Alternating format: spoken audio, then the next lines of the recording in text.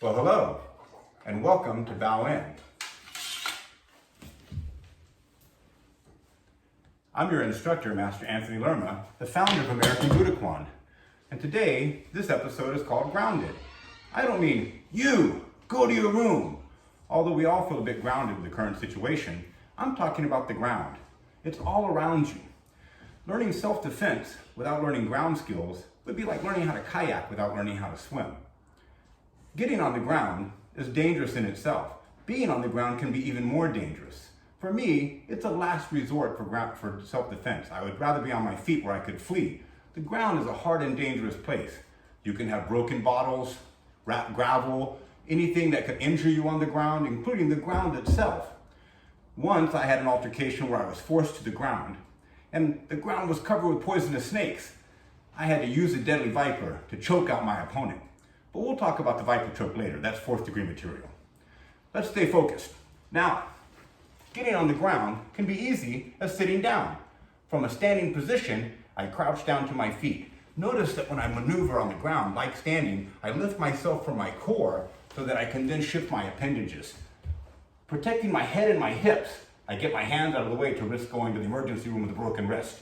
I roll back on the floor and breathe out, getting the air out of my diaphragm and letting the energy spread away from my body. Notice my head stays tucked, my hips are off the floor, my knees are bent, not exposing my range or jeopardizing my feet if I have a standing opponent. I can do my kicks from down here, but from this recovery position, normally we go to our first position, the open guard. The open guard, as it applies, the knees are open.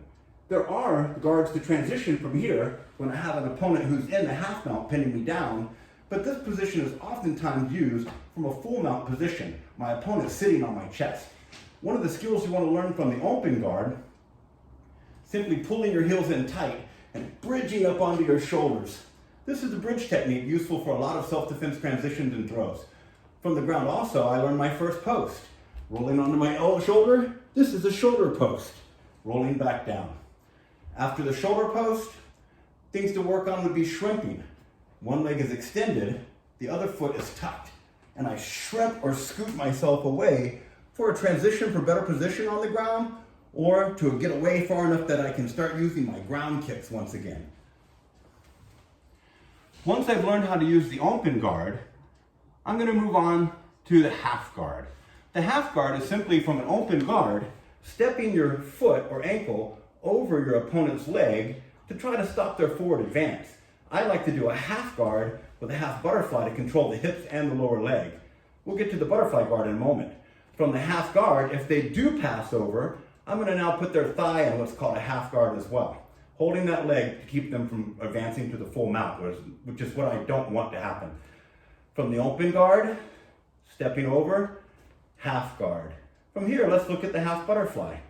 Oftentimes, I'll do a half guard on one leg and then a half butterfly to control my opponent's hip. From this half butterfly position, I can leverage my opponent or step up to a full butterfly to push them away or hold one hip as I sweep out their lower knee, their base leg.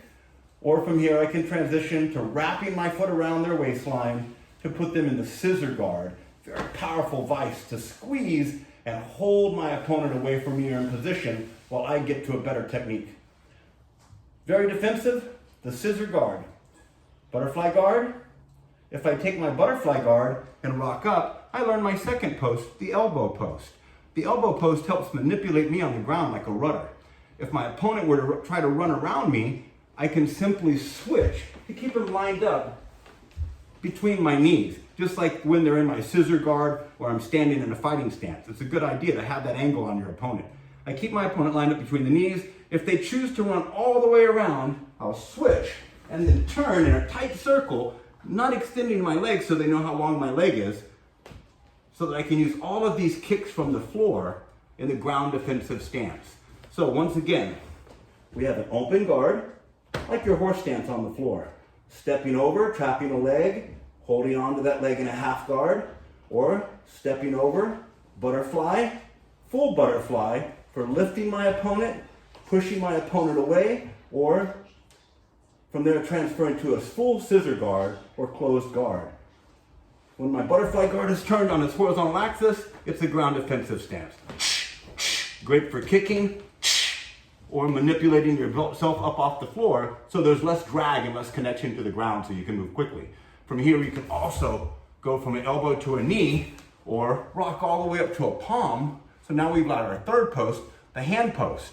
Shoulder post, bridging up on the shoulder, elbow post, rocking up on the elbow, rocking further up to the hand post so that now instead of my elbow and knee, it's a relationship between my hand and foot to get back to my feet.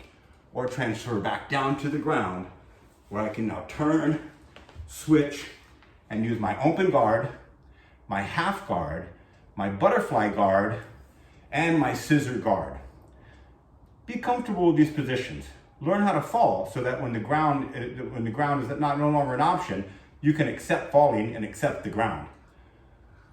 When you can't avoid the ground, take the fall and employ the basic stances and movements I just showed you. Use the open guard, the half guard, the butterfly guard, the scissor guard, and the ground defensive stance, particularly useful for transitions and when your opponent is still standing. I'd like to give a special shout out to Brooke. Unlike most of my black belts, they give me their sweatshirts when they go to their first school of choice after earning their black belt, often by full scholarship. Brooke watched his son train and was so inspired that he began training as well. I do believe right around the age of 60.